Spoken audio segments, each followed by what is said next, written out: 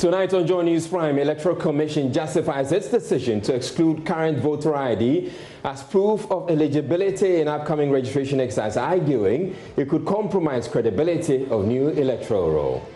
We are saying that somewhere, somehow, some people were able to beat the system and then go through with the ID card, and you are having a new system. You want to have a new voters register, or you want to replace the old voters register. Must you migrate the kind of problem that you had in the old system? The Commission, meanwhile, says it has put in place measures to mitigate spread of COVID-19 when voter registration begins. Point in time, we have not more than 25 persons around a registration center, including all the officials. So we're going to have adequate spacing. You have your sanitizers, all the gadgets will be wiped after each use. Also in this bulletin, recent death of a man at a Kumasi brothel allegedly at the hands of prostitutes highlights city authorities' challenge with the booming sex trade said to be fueling crime. A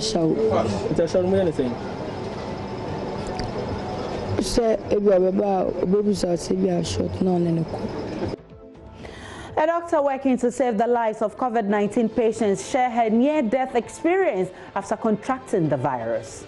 Thought I was going to die. Yeah, that was what was running through. So I would just sit down and then ask myself, so what next? Then I would just say, Lord, may your will be done. Meanwhile, government explains recent sharp rise in COVID-19 recoveries. Not the day they declared the results that they were recovered, they actually recovered, but they were just meeting a criteria. And in business? First Ghanaian to be appointed Executive Vice President of Tallow Oil bows out. We hear from Kwekwa about his legacy. Really changed the team over the last 12 months, and we're seeing the fruits of the new operations team. You see that this year in particular, we have a very stable production. And our schools remain closed as a result of the coronavirus pandemic. The fate of thousands of private school teachers hangs in the balance as they wonder when their salaries will be paid and if they have a job at all. They managed to pay us in March, but for April and May, there is no hope actually for us. We are all feeling it. It's burning us. I'm Ms. Rolai, and remember, Joy News Prime is live on digital terrestrial TV because we are free to air. And my name is Aisha Ibrahim. In the Joy News studios, Kokom Limle on digital address GA09925339. The bulletin is also on DSTV channel 421 and GoTV channel 144.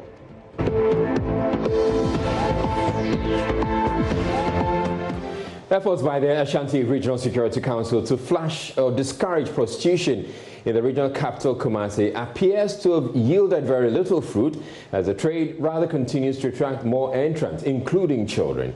In some communities, the trade is common and goes on without any inhibitions, sometimes in the full glare of the public.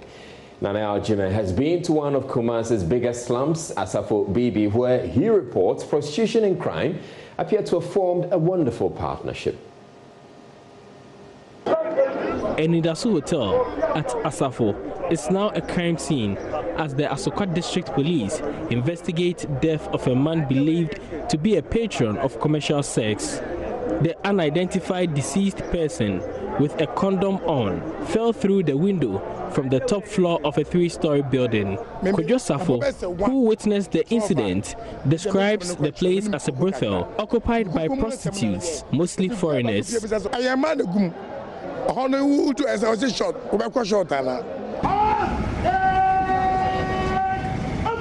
In August 2019, 36 commercial sex workers believed to be Nigerians were arrested and repatriated in an exercise by the RECSEC. This building, sitting in the middle of Asafo Transport Terminal, is perhaps the preserve of high-class prostitutes. About 200 meters from the terminal is Asafo Bibi, the biggest prostitution and crime hub. Wooden shacks of the sizes of average living rooms are further divided into 8 cubicles, each about 3 by 4 meters squared. In one of the cubicles, is this lady I choose to call Abena. She will not tell me her real age, but looks under 18 in my estimation.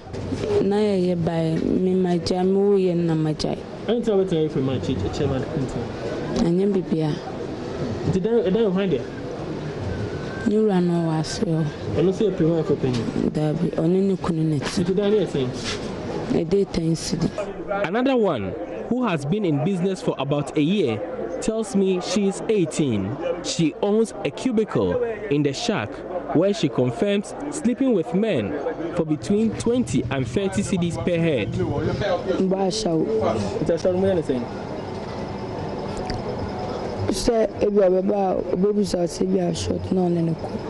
Another shack from the outside looks like a pub, but inside it has two major parts, a pub and shelter for prostitutes. From my conversation with them, it seems 5 out of 8 occupants of each shack hail from the Bono and Ahafo regions. They have traveled to Kumasi in search of greener pastures. Some of them tell me commercial sex work has been the alternative after failure to secure their dream decent jobs.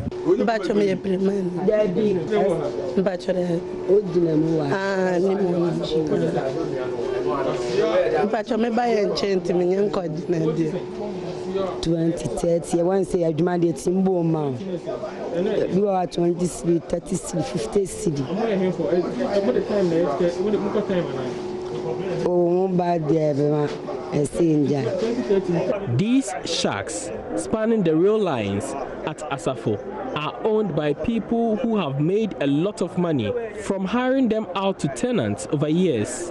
One of them admits to making thousands of cedis from the shack he acquired at 700 Ghana cedis 4 years ago. Every week I 50 Ghana. And I like to know.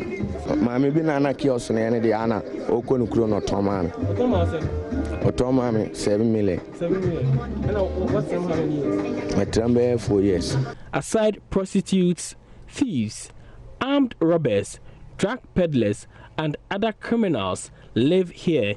A few weeks ago, a young man lost a limb after refusing to let them have his mobile phone. Some of the thieves here reveal their mode of operations. We know I potting and I mean I potting I potting at the soil, you know. I know chanting. Until I made a far, made a bar, a far no. To enter this wooden structure, there's only one way in, but to exit, there are several of them, and these exits are used by the robbers whenever there is a police invasion here in this slum. Sanitation is a major challenge here, as the main Kumasi drain running through center of the slum continues to be choked with piles of refuse. Others use it as a place of convenience and bathrooms. Continued existence of this hub is a dent to effort of the Regional Security Council to deal with prostitution until authorities do something more drastic. For Joy News, Nana Ojima reporting. Let's go over now to Nanea Ojima on Zoom for an update on the story. Thank you very much, Nanea. The recent death of this brothel patron has only brought to the fore the issue of prostitution and the challenges the city authorities are faced with as far as the sex trade is concerned. How far has the police gone with investigations? So when the story broke, police arrested 11 other people, and these were people they suspected were prostitutes or are prostitutes. So these 11 people they arrested, police had to question them to begin their investigations. So after they were questioned, all 11 told police they are not aware of how the man died. So police had to let them go and follow up with the security man on duty on the day. So according to the police investigations they did, the security man will have a fair idea of how the man died. So the security man was picked up, and through him, he led them to another woman. The security man says knows more about it, leading police to 2 other men. They believe this man is the person who hit the deceased with a bat. So police is still working on these men. They are yet to arrest any of the two men that the investigations are now pointing at. Now, has the deceased been identified, the man who died? He's still yet to be identified. According to police, no one has come forward as a relative of this young man. So police are still working on that. But the police have a lead, and that is a tricycle this man went to the brothel with. So they are using the number plate of this tricycle to trace anyone who may know this man. So the number of this tricycle is now with the DVLA, and they are trying to get owner of the tricycle, and through that, police believe they will get lead to the family. All right, thank you very much, Nanea Juma, for bringing us that update on the story. Moving on, the Electoral Commission says it cannot include the existing voter ID as proof of eligibility in the compilation of a new voter's roll, as it would undermine its credibility. The Commission argues this is because some electorate fraudulently acquired the IDs, and so its inclusion would defeat the whole idea of sanitizing the register. The NDC has alleged exclusion of the existing IDs is part of a scheme by the election management body to rig the 2020 polls in favor of the governing MPP, though the EC has denied it. Acting Director of Public Affairs at the EC, Sylviano, tells Joy News the NDC boycotted an IPAC meeting scheduled to communicate its decision to exclude the existing ID. She spoke with my colleague, Kwesi Parker-Wilson. We are not scheming because, let me tell you, you are talking about the ID card. Right, the existing voter ID. That's right. What we should be talking about. Sure. Now, you have, there's a perception, or there's a school of thought that some people, you know, are having ID cards, and some way, somehow, they were able to register because they said they were Ghanaians. Okay. Now, we want to clean the voters register. It's been there for some time now. You need to clean the voters register thoroughly, you know, and there is a need to make sure that you do not migrate the kind of problems, you know, in the old register onto the new system.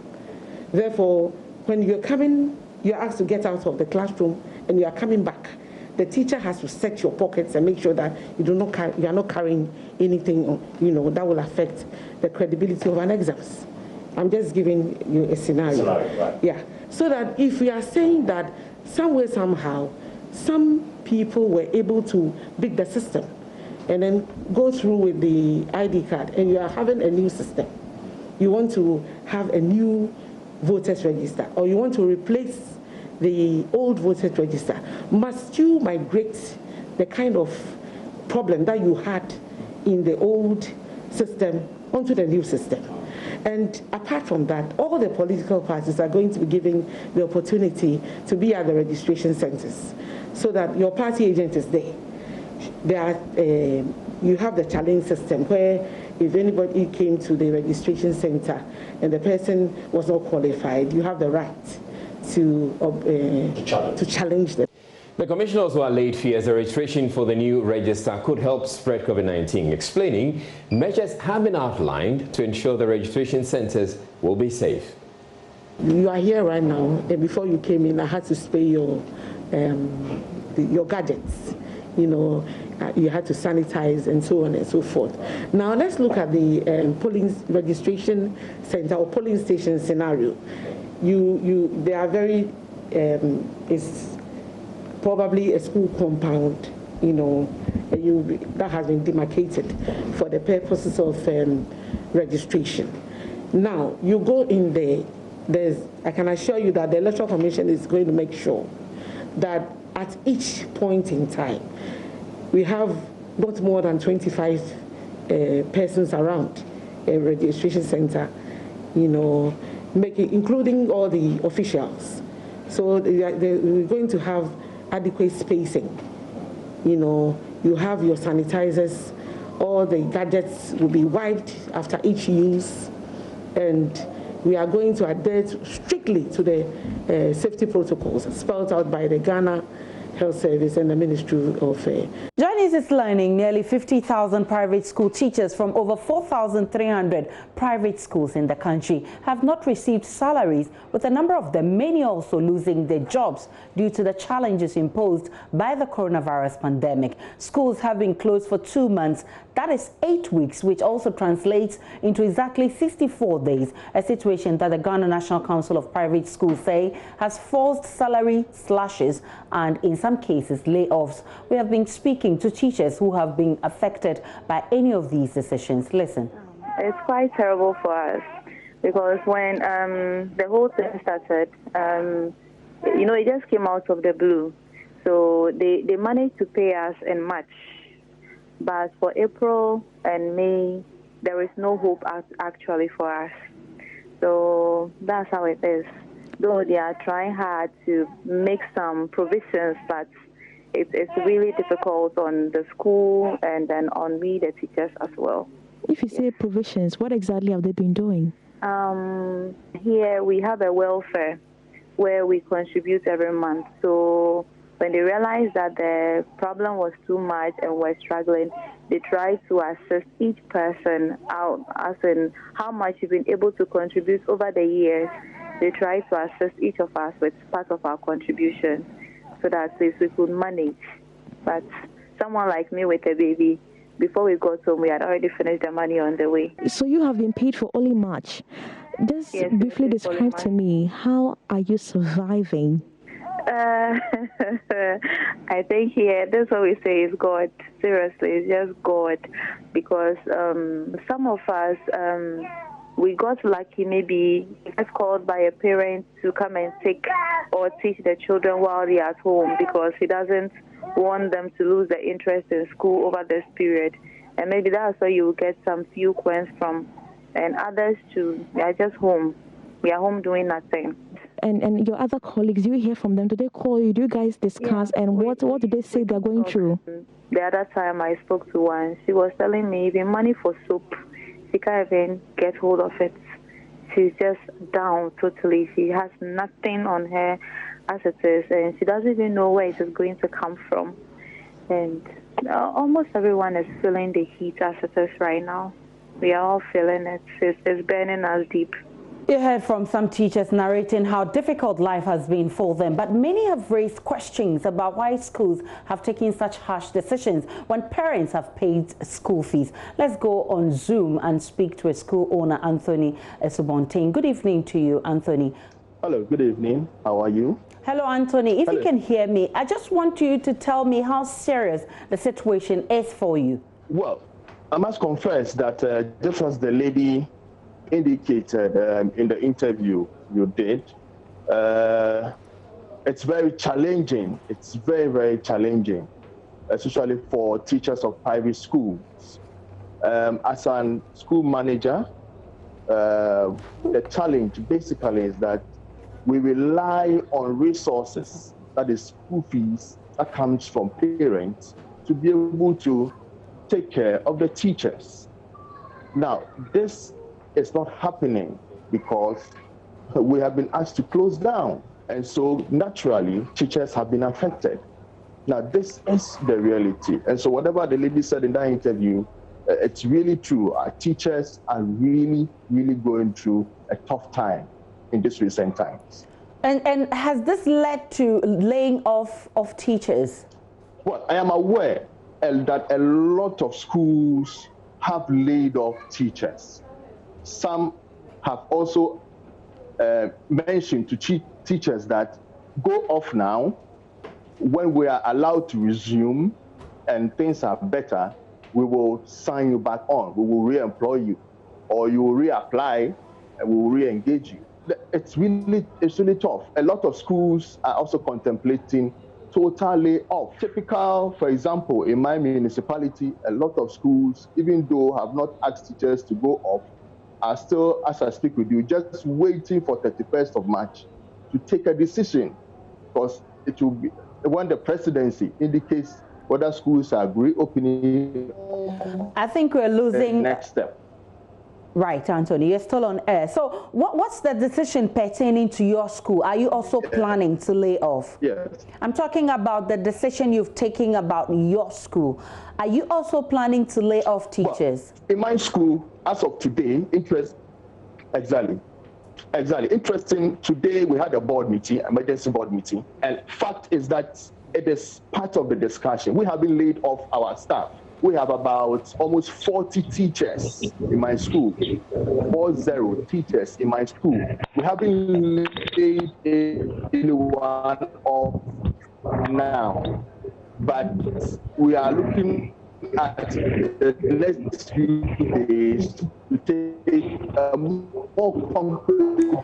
I think we're losing Anthony Eswonting there. We'll try and get Anthony back for this very important last point he was making. But the question is, are the figures that have been given by the Ghana National Council of Private Schools expected to go up? Let's now speak to the National President of the Private School Association, Damascus.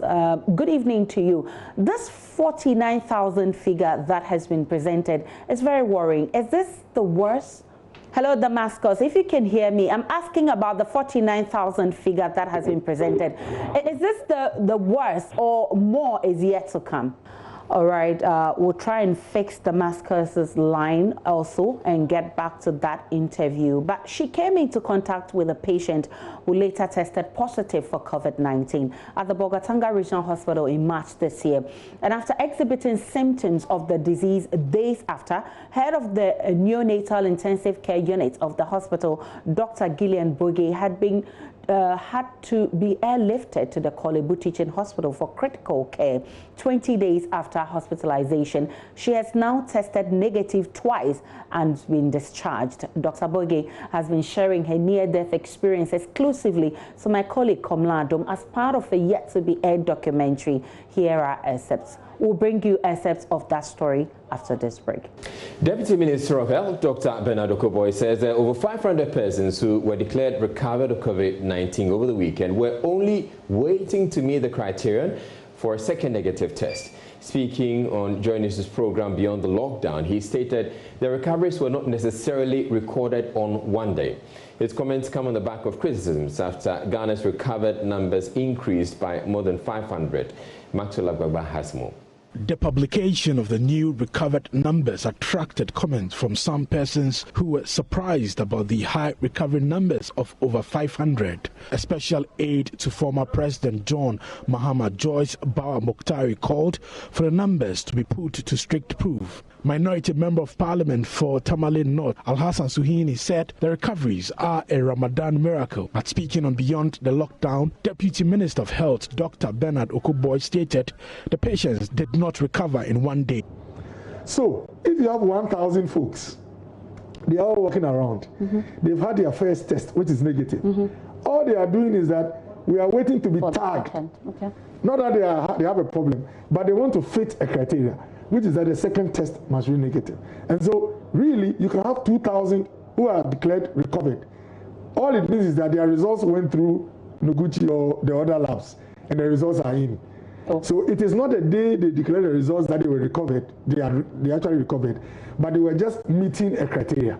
An article by fact-checking website AFP challenged claims that Ghana has administered more COVID-19 tests than any other country in Africa. According to AFP, available statistics they found indicate Ghana comes behind South Africa and at least 2 other African countries. Dr. Okoboy stated Ghana is part of the top countries in Africa undertaking rigorous testing. That on the continent, we are standing with 2 or 3, showing the way, and the whole world appreciates that. This issue of, but South Africa came before you, or you are just behind Mauritius. Because we were told clearly that we are leading when it comes to testing in Africa. Absolutely. We may be part of those who are doing the testing. The graph is so loud. Of course. But it does not mean that we are number one, are we? Absolutely. But my point is that there are 54 countries on the continent. Of course. You are in a country, you are a citizen of a country that is part of the first 3. Now, for me, our argument should not be whether we are one of the 3 or we are on the first of the 3 or the second of the 3, but 54 countries. We are part of those showing the way. But we are not number one. No, I'm coming. You see, are we number one? No, I'm coming. 54 countries on the continent. We as a country are over there, leading and shining example. This is what should give us comfort, that the president did not set out to deceive, but to send a signal. And please, the testing regime you have is an indication of how serious you are taking COVID-19. The COVID-19 Risk Communication Director, Dr. Da Costa Abuaji, admonished Ghanaians to rather focus on the progress being made. I think we must be proud as a country for what we have achieved in terms of our three T's, where countries are now beginning to take decisions that we took about 2 months ago. And I think that should be our determining factor, because I believe that we have done some amazing things with this COVID fight. And like your question says, are you ready? Yes, we should be discussing the control measures. What are we going to put in place for the country to ease the restrictions as we move forward? And whether the president said this or that is not, but let's look at the positives from what we have actually achieved. There had been concerns that the coronavirus would weaken the country's already fragile healthcare system, but the director of the Institutional Care Division of the Ghana Health Service, Dr. Samuel Kaba Akoria, says the country's hospitals have not been overwhelmed yet. So one of the first things we've done as people is to make sure that we have designated hospitals for COVID-19, so that our regular hospitals will still take care of Ghanaian citizens and beyond. So our hospitals are safe. They are actually the places we want people to go to for care. So I would advise her and any other person in such situation and all Ghanaians that our COVID-19 cases are in designated facilities. Our health system has not been overwhelmed yet. You're watching Joy News Round. We're taking a break, but still ahead. A doctor working to save the lives of COVID-19 patients shares her near-death experience after contracting the virus. Thought I was going to die. Yeah, that was what was running through. So I would just sit down and then ask myself, so what next? Then I would just say, Lord, may your will be done. Stay tuned. We'll be back with her story. But up next, we're bringing you business news. Time now for business. Daryl Kwa is here with the very latest. Hi, Daryl. What's happening in Talo? Well, the managing director has retired. You know, he's also executive vice president of Talo Oil PLC. Definitely. First Ghanaian to be in that position. So who takes over? Wissam Al-Monthiri. He is with BP. He's worked with BP for 17 years. He takes over as the MD. Well, so for over 2 years, he has managed one of the biggest oil and gas exploration firms operating in Ghana. Now, Kwekwa Ochi says it's time to bow out. Talo Ghana today announced that its managing director and executive vice president of Talo Oil PLC, Kwekwa Ochi, will be retiring from the company on the 30th of June this year. Mr. Ochi will hand over his responsibilities to Wissam Al-Monthiri, who has spent 17 years with BP in various upstream operations, leadership and asset management positions around the world. So earlier I spoke with Mr. Ochi about how Ghana's oil and gas industry has evolved and his legacy. You know, when you think about it, the industry is really quite young in Ghana. This is the 10th year of commercial production. And that's not a long time when you look across to Nigeria, our neighbors. They've been doing it for 60 years. Even folks like Equatorial Guinea, they've been doing it for 30 plus years. So we've actually come quite a long way in terms of building really a brand new industry in a short period of time. You know, I like to believe that we can do a lot more. Last year we opened up a bid round. We got some new investors trying to come in. And really the hope is that over the next 5 to 10 years, we can bring in more investment, more players, generate more production, and also expand the local industry. It doesn't help when the oil price is $30 a barrel, because very few firms can spend a lot of discretionary capital at those levels. But oil is cyclical, and one hopes is that even as it's gone down, it will slowly come back up. and then we can see some of these new investments coming in. If anybody should ask you what is the biggest or the greatest legacy you're leaving behind, what would you say? And for people who are wondering, what next for you after Tallow? So I think there are quite a few things that I'd like to believe I was a part of. I think one of the most important from a Tallow point of view, because I'm leaving and I'm handing over to somebody else, is we spent a lot of time over the last 12 months working with government to make sure there was legislation in place to allow companies like Tallow, it was the case for ACA, to be able to explore areas that, because we had started production, were no longer available to us. And so that was evidence in new legislation that was granted to ACA at the end of last year, but is also now available for Tallow, because we do have quite a number of areas within what we call our production area that we would like to exploit, we couldn't. But in addition to that, I like to believe we did, as I mentioned before, quite a lot of management training, empowering our workforce, trying to give opportunity to our young people, and I'm really quite proud of that. As just two things to mention. What's next? Stay tuned. When I know, I'll let you know as well. Wish him well in his next endeavor. Now, the Ghana Union of Traders Association, GUTA, is proposing government sets up a revolving fund for businesses as an annual support for micro, small and medium enterprises in critical times. President of the union, Dr. Joseph Obeng, when he spoke to Joy Business, welcomed the 5% interest on the 600 million cedi stimulus package to be launched by government. For him, for government also to be able to bring this this fund, then it means they are doing what they can.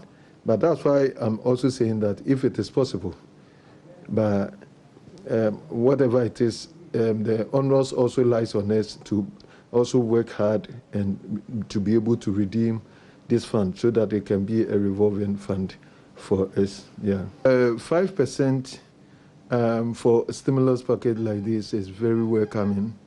And even if you look at the moratorium that has been given, and for 3 years to pay, it means that it's a good concession that government have done, and we appreciate the efforts of government. We had the opportunity to meet with MBSSI, and all the questions that we were seeking have been answered.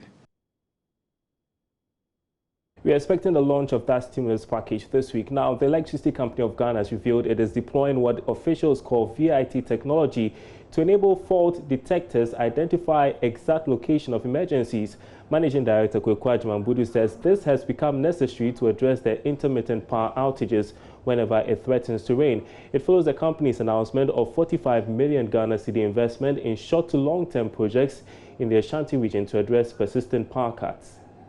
We are now changing all our porcelain insulators to polymeric insulators. They are very quality and can sustain for a longer period of time. So in the near future, you all see the benefit of the polymeric. And also, as you saw from the presentation, there's a slight decrease, a steep one, from 2014 to 2019, and even to the first quarter of 2020. So we encourage our pressmen here, please, as you are our spokespersons, if you go out there, as we've explained to you, carry the message out, tell the public to exercise patience with us. We don't want anybody to sleep in the dark. And as a matter of fact, if the light goes off, it costs us money. If the light goes off, it costs us money because we want everybody to use the light so that we can get the money to pay our producers and suppliers. The ECG pleading with you, exercise patience. That's it for business for now. Sports is up next with Gary L. Smith.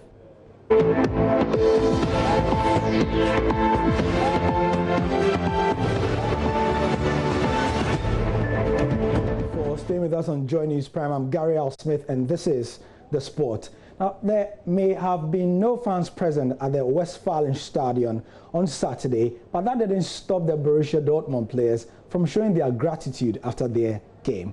Having comfortably beaten Schalke, the rivals, 4-0 on the return of the Bundesliga, Borussia Dortmund stars led by Erling Haaland marched up to the famous yellow wall and clapped despite it being empty. Yep. No fans, but you know how they do it. These are the results. Augsburg lost to Wolfsburg. Borussia won 4-0, like I just said, in the Riviera Derby. Fortuna Düsseldorf drew 0-0 with Paderborn, match filled with a lot of Ghanaians. Hoffenheim lost 3-0 to Hertha Berlin.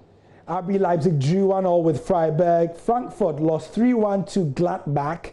Cologne drew 2-2 with Mainz. And Bayern Munich went away to Union Berlin and won 2-0.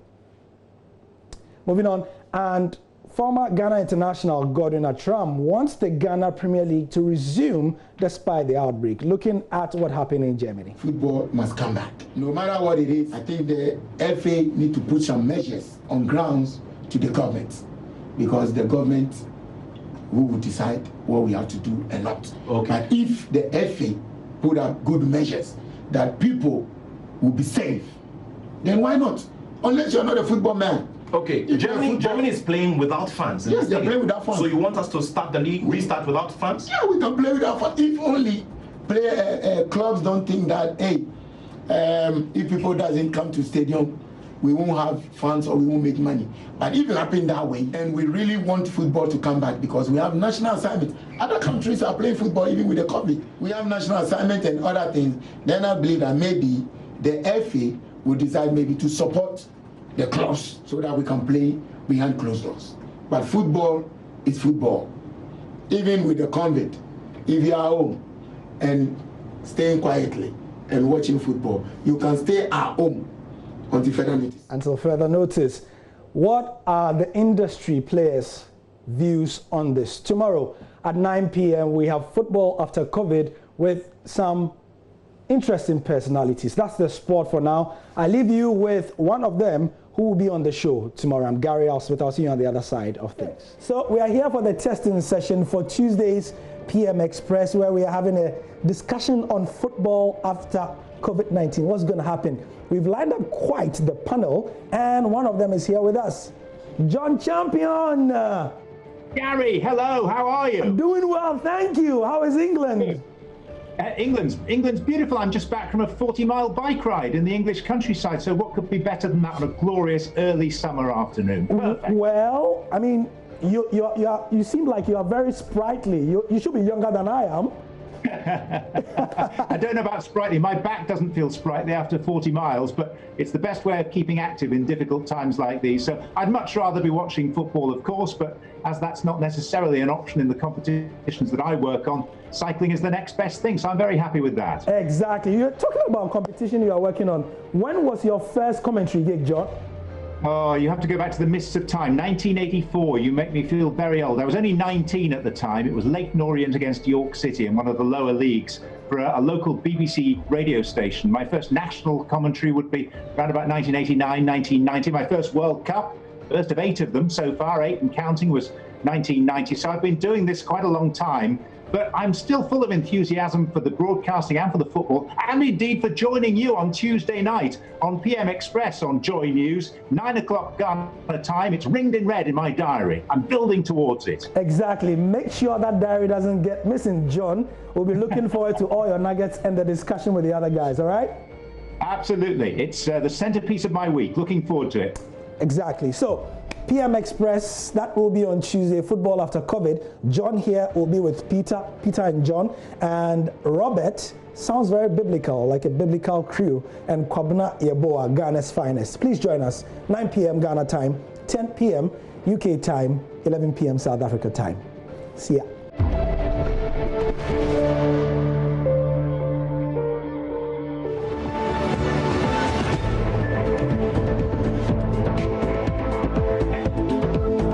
And you're welcome back to Joy News Prime, and we're going straight to one other story that's very, very interesting. She came into contact with a patient who later tested positive for COVID-19 at the Bogatanga Regional Hospital in March this year.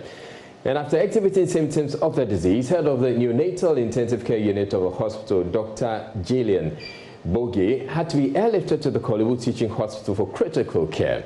20 days after hospitalization, she has now tested negative twice and been discharged. Dr. Bogie has been speaking exclusively to my colleague Komla Dom as part of a yet-to-be-aired documentary. She shares her near-death experience in this excerpt.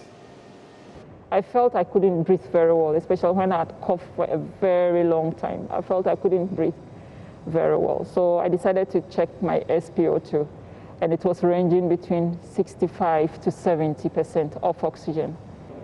So initially they nebulized me, and then I was put on intranasal oxygen.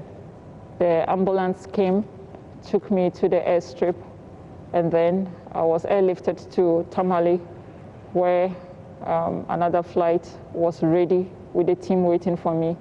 And then I was brought to Kotoka, where there was another ambulance waiting for me. And I was brought to the medical ICU, Kolebu Teaching Hospital. Wow. Do you remember anything that happened to you when you got to the ICU, medical ICU at Kolebu? Yes, I do remember. One thing I didn't tell you was when I started desaturating, I started writing down messages from my family. I started videoing myself because at a point in time I gave up. I knew that I have the COVID, but it was like nobody believed I had the COVID, and anything could happen at any time. So I started writing messages and I started videoing myself, what I was going through, and then in my diary. If you say anything could happen, you thought you were going to die? Yes, I actually thought I was going to die. Yeah, that was what was running through. So I would just sit down and then ask myself, so what next? Then I would just say, Lord, may your will be done. That was just what was running through my head. And then they kept on monitoring. So they would come in at 6, they would come in at 10 a.m., 6 a.m., 10 a.m., 2 p.m., 6 p.m., and then 10 p.m. In all, I managed to get all the staffs that attended to me. 33 staffs attended to me in the medical ICU. 33, including nurses and then doctors, 33 staffs. So I was alone in there, and I started thinking, okay, so what next? All this while, my husband would call to see how I was doing. So when I told him my test results was in and I was actually positive for COVID, he was like, do you know something? Are you still on oxygen? I said, no, the oxygen has been taken away. He said, yes, that's just it. You would make it, you would pull through. God was in control and everything was going to be okay. And from the way he spoke, I could feel, I know him, I could feel he was crying, but he never, I would always see him on video when he's talking. But this particular day, he was hiding his face and then his voice was a bit shaky. He didn't want you to see that. Yes, but he kept on encouraging me and telling me that everything was going to be okay, everything was going to be fine. Yeah, so I spent 8 days in the medical ICU, and then later on, I was moved to fevers unit where I spent 12 days. Then the most interesting thing I experienced during my recovery was the fact that most of the mothers whose kids passed through the newborn care unit, I don't know one way or the other. They got to know. They got to know that Dr. Boogie was not around and was sick and was actually having this condition. So they would call, they would call, they would call. When I don't pick, they would send me messages, and some of them went a step further by recording some of the babies trying to crawl, especially the preterm babies who went through kangaroo and were making it now, trying to crawl. They would take a video and then send to me. And some of them also trying to talk, trying to tell me that, Dr. Boogie, I love you, but it wasn't that clear. Yeah, so seeing such videos really, really gave me, yes, some sort of I don't know, I really felt like I should really pull through. I'm yet to get into the real world to see how I'm going to be received. So it wasn't so much of a joy for me, but I was very happy I had recovered. You miss the babies, you miss your work. I miss them so much. I remember at the ICU, I kept on sending messages to the one of the staff at the newborn care unit, trying to find out how my babies were doing. So he would ask, Dr. Boogie, how are you doing? By WhatsApp, and I was like, how is the unit? How are my babies doing? Make you stigmatize someone like this who has fought so hard to win the battle against coronavirus. Now, moving on, Exclusive details from a report of autopsies conducted on some COVID-19 bodies at the Ghana East District Hospital show not all of them died from coronavirus. The report indicates while some succumbed to the virus, there were others who died because of other health complications, which were only aggravated because they had contracted the virus. Disclosing portions of the report to Joy News' Latif Idris, Director of Institutional Care Division at the Ghana Health Service, Dr. Samuel Kaba Akoreya, said case management has now shifted a lot more to concentration on the treatment of the other health complications COVID-19 patients present. From what we've seen, we don't have so many cases yet to build a big case and say this is general. But for the little we have done, what has come out, what the voices of the dead, as you said, and I said the silent language of the dead is saying, is that some people actually die of COVID. That means that the COVID died of COVID, meaning that actually it's the COVID that killed them. Some die with COVID, meaning that COVID is not what killed them, but they had it in them. So you might have a case that is positive of COVID. It doesn't mean the COVID is what killed the person. That's why when we talk of the comorbidities. Because we realize that in some cases, it was actually the comorbidity that killed the patient.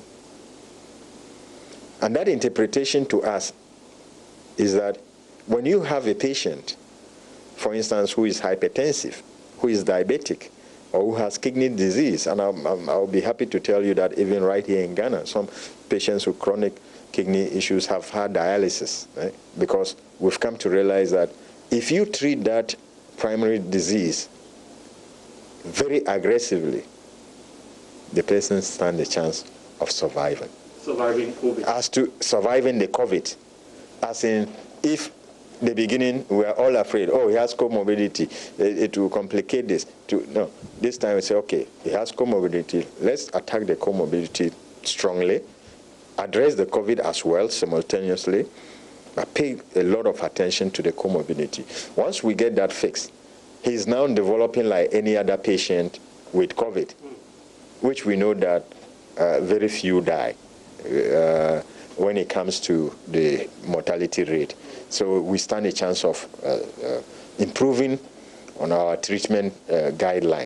And in the Upper West region, Member of Parliament for the Jirapa constituency in the Upper West region, Dr. Francis Bawana Dakura, has stated that the long-term solution to the fight against the COVID-19 pandemic is through continuous public education. He argues that though the donation of protective equipment and assorted items helps in the fight against the disease, educating the people on the need to observe the protocols is a long-term measure that will contain the spread of the disease. Mr. Bawana made the statement when he donated 10 infrared thermometers and 10,000 sanitizers for distribution to health facilities in the Jirapa municipality. Joy News' Upper West correspondent Rafiq Salam reports from Jirapa.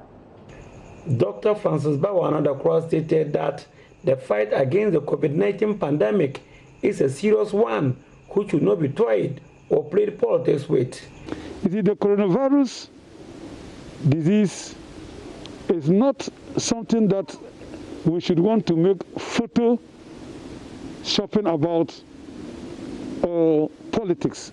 It's a very serious and deadly disease. It's not something that we should use to make politics, put pictures on Veronica buckets and then disappear. So I have a long-term view and vision about how we will fight this disease together. Though he believed that the donation of personal protective equipment and assorted items will help in the fight against the deadly disease, he is however of the opinion that public education is a long-term solution to containing the spread of the virus. As a result of that, the Jirapa Member of Parliament has launched a COVID-19 support team comprising of 10 members. 10 members from Jirapa here, and each person comes from a zone. This 10-member COVID-19 support team will be trained. There will be a workshop here in the next 2 weeks, organized by the Municipal Health Director. And when they train them, Then we ask them to go over to their zones and also get about 5 people to educate people. So it will be an ongoing thing to be educating people. I'll be resourcing them, the central team, I'll give them our own private vehicle. You will see it from time to time. It will be having COVID-19 support team. It will go around to see how the zonal team they've set up are working. This is the only way we can deal with the disease or contain it. Dr. Francis Bawanadakura donated 10 infrared thermometers, 10,000 milligram hand sanitizers to health facilities in the Jiruba municipality. Jiruba Municipal Director of Health Services, Florence Ansongmane, thanked the Jiruba Member of Parliament for the kind gesture, urging others to follow his example by coming to the aid of the municipality. Fighting meningitis and COVID-19 is not a one-man thing. Ghana Health Service alone cannot do it. We need a concerted effort. And so he's playing his part. We hope that the other collaborators, the communities, everybody, we can do all the education. But if the community members are not adhering to it, it will lead to zero. Reporting for Dwayne News, Rafik Salam, Jiruba. And back here in the studio in Accra, my name is Aisha Brian. We'll be back with more in business. Hello, welcome to Business. My name is Daryl Kwao. Now, cocoa farmers are making a case for Ghana to create local demand for industrial use of cocoa so not to overly rely on international markets. Already, Chief Executive of Cocoa Board, Joseph Boahinedu, has revealed the coronavirus pandemic has disrupted global chain of cocoa production, saying this will slow the acquisition of the $3.5 billion syndication loan for the 2020-2021 crop season. My colleague Charles Aite visited one of Ghana's largest cocoa farms in the eastern region to hear from the farmers there. This is Kobo Farms, a 45-hectare cocoa farm at Achimtafo in the eastern region. This farm will be harvesting 160 cartons of cocoa beans this crop season. But there is a problem. The novel coronavirus has led farmers here worried about the inability of their external buyers to engage in business. Samuel Tetekobo owns this cocoa farm.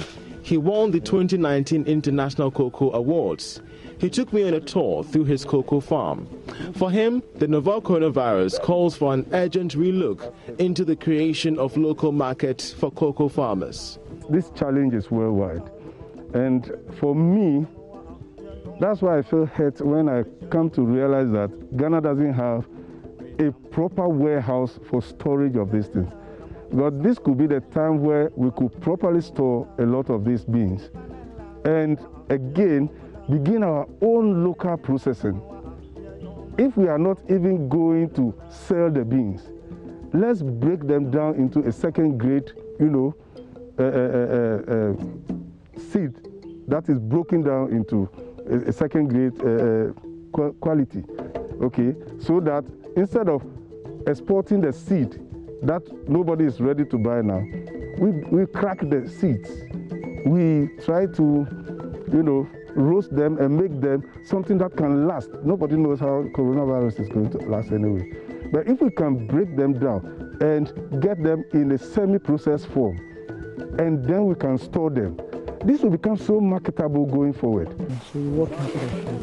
Okay. So you talk, you continue. It is the season of, they call it the pruning season. You can see the leaves around. These are leaves that have been pruned to aid in air circulation across the cocoa farm.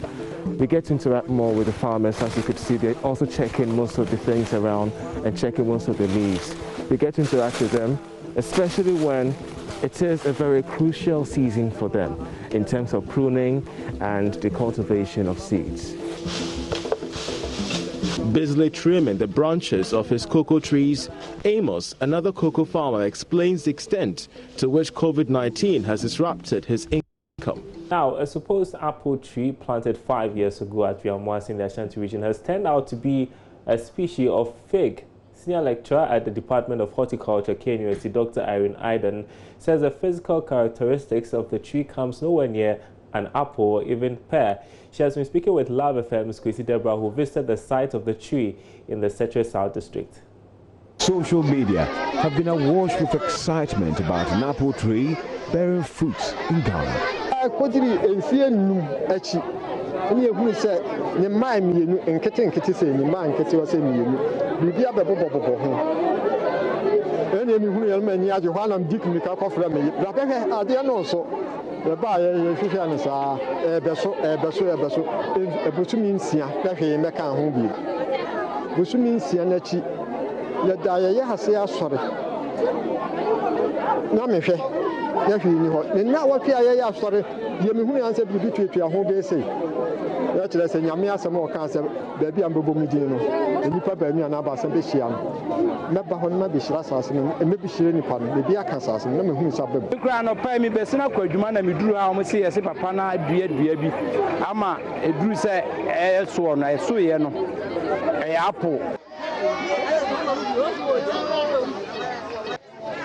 Dr. Aidan says there's nothing to be excited about with what is available at Wiamwase. The fruits and also the leaves that you brought from the tree.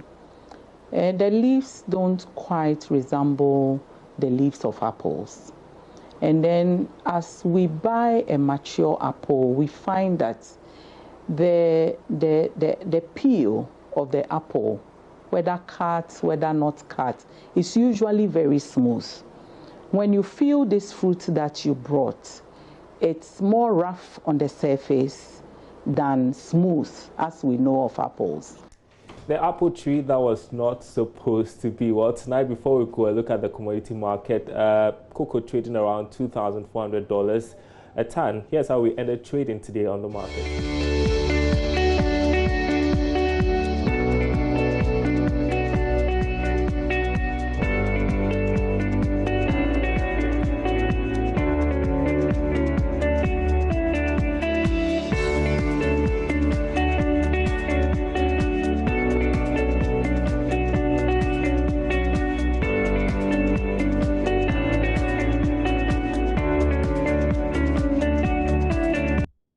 More business news on myjoyonline.com/business. Stay tuned. Gary Al Smith comes up with some more sports news. Stay tuned. Thank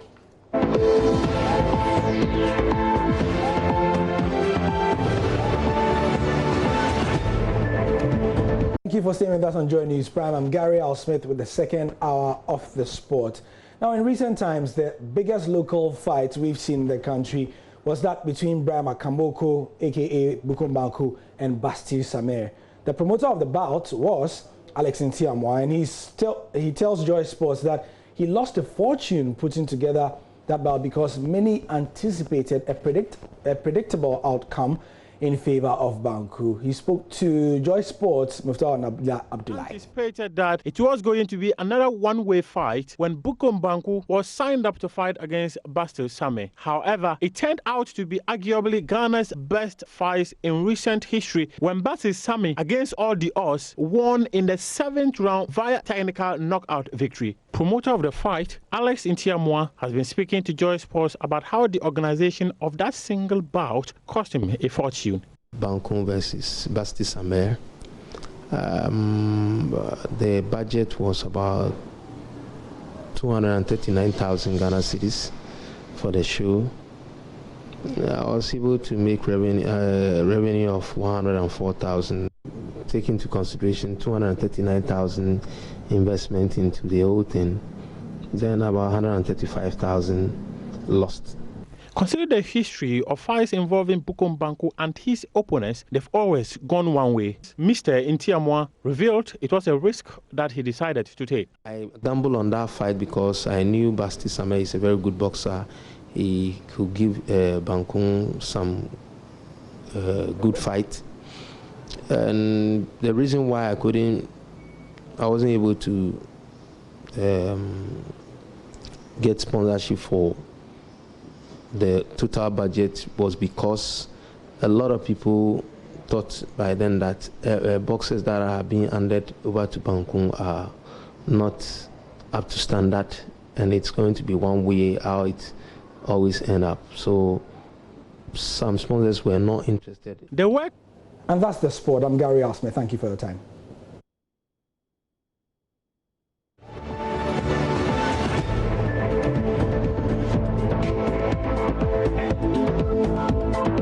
how we wrap up on today's edition of Joy News Prime. My name is Israelite. Thank you very much for watching. I've been doing this with Aisha Ibrahim, who's in the studio. Aisha Ibrahim. Many thanks for watching. PM Express is up next. Enjoy the rest of our programs.